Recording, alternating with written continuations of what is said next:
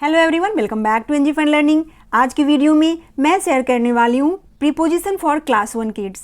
Class 1 के बच्चों को प्रीपोजिशन कैसे इंट्रोड्यूस करवाया जाए, कौन कौन से प्रीपोजिशन वर्ड्स उन्हें सिखाए जाएं, इसकी प्रैक्टिस कैसे करवाई जाए थ्रू डिफरेंट वर्कशीट्स आज की वीडियो में हम देखने वाले हैं। तो वीडियो को अंत तक जरूर देखें, पसंद आए तो लाइक करें, शेयर करें और अगर मेरे चैनल पर पहली बार आए हैं तो सब्सक्राइब जरूर करें। चलिए अब video. So, prepositions are the words that link noun and pronoun to the other words in a sentence। या सीधे शब्दों में बच्चे को बताइए कि prepositions linking words होते हैं जो नाउन और प्रोनाउन को सेंटेंस के दूसरे वर्ड्स के साथ लिंक करते हैं और एक मीनिंगफुल सेंटेंस बनता है। जैसे अब इस पिक्चर को देखो, इस फोटो को देखो, यहाँ क्या हो रहा है। The cat is under the tree. Cat is under the tree. Cat tree के नीचे बैठी हुई है। तो यहाँ कैट भी नाउन है और ट्री भी नाउन है और इन दोनों को कौन कनेक्ट कर रहा है, लिंक कर रहा है? अंडर। सेंटेंस पूरा कैसे हो रहा है? जब ये अंडर आ रहा है। जैसे the cat is the tree, sentence नहीं बन रहा है, लेकिन जब अंडर आया the cat is under the tree तो ये मीनिंगफुल हो गया।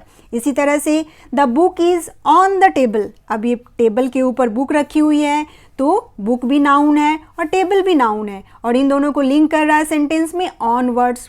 इसी तरह से मम्मा इज इन द किचन। अब यहाँ इन आ गया तो यहाँ अंडर, ऑन, इन ये सारे वर्ड्स सेंटेंस को मीनिंगफुल बना रहे हैं और नाउन को प्रोनाउन को अटैच कर रहे हैं, लिंक कर रहे हैं। तो ये सारे वर्ड्स प्रीपोजिशंस कहलाते हैं। अब कुछ और प्रीपोजिशंस देख लेते हैं इंपॉर्टेंट, जैसे on, in, under, between, behind, in front, beside, near. इसके लिए आप या तो बुक्स में दिए हुए फोटोग्राफ से ऐसे बच्चे को समझाइए या अब रियल लाइफ ऑब्जेक्ट से भी बच्चे को सिखा सकती हैं। जैसे आप एक बॉक्स लीजिए, अब इसके ऊपर या तो इरेजर या कुछ भी इस तरह की, जैसे मैंने डोरेमोन लिया है, इसे लीजिए और बताइए कि अगर इस बॉक्स के ऊपर इस डोरेमोन को रखते हैं तो डोरेमोन कहाँ है?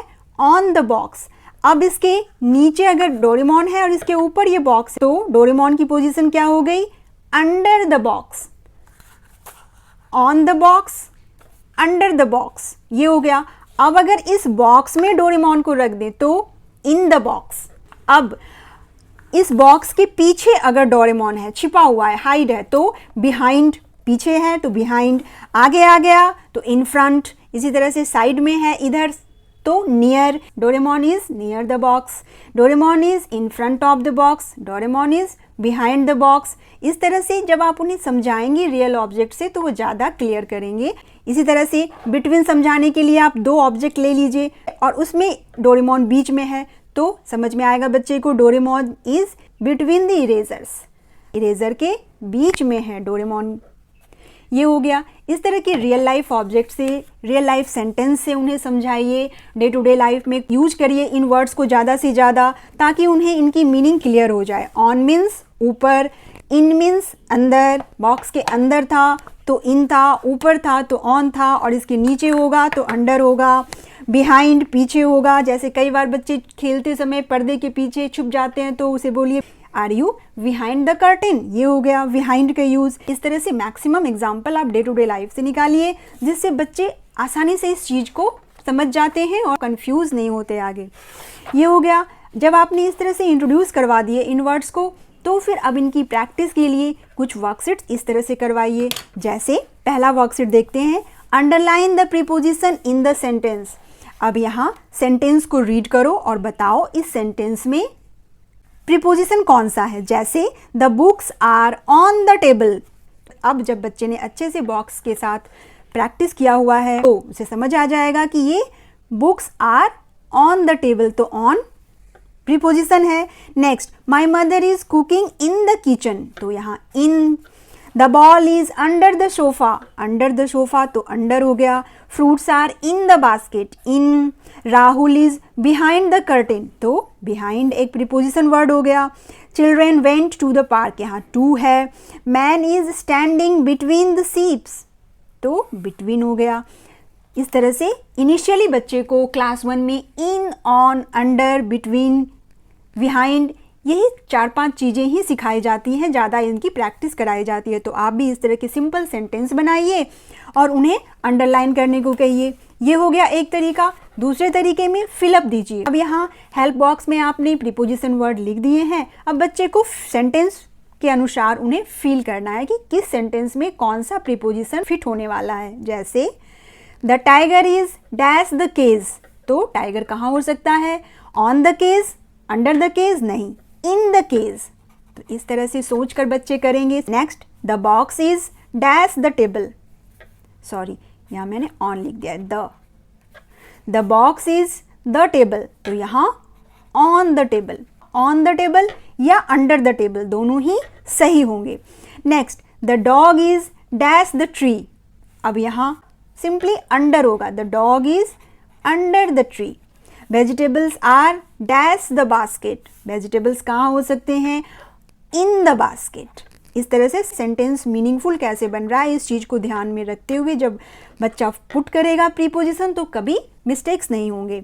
रिया is sitting dash Seema and Reema, between होगा, Riya is sitting between Seema and Reema, ये हो गया। The cup is dash the cupboard, cup कहाँ हो सकता है? ऑन द कबर्ड नहीं हो सकता है, अंडर द कबर्ड नहीं, ये इन द कबर्ड होने वाला है। The child is dash the bus, the child कहाँ हो सकता है? Same, in the bus. इस तरह से सेंटेंस को पढ़ेगा बच्चा और फिर सोचकर लिखेगा। ये हो गया एक तरीका।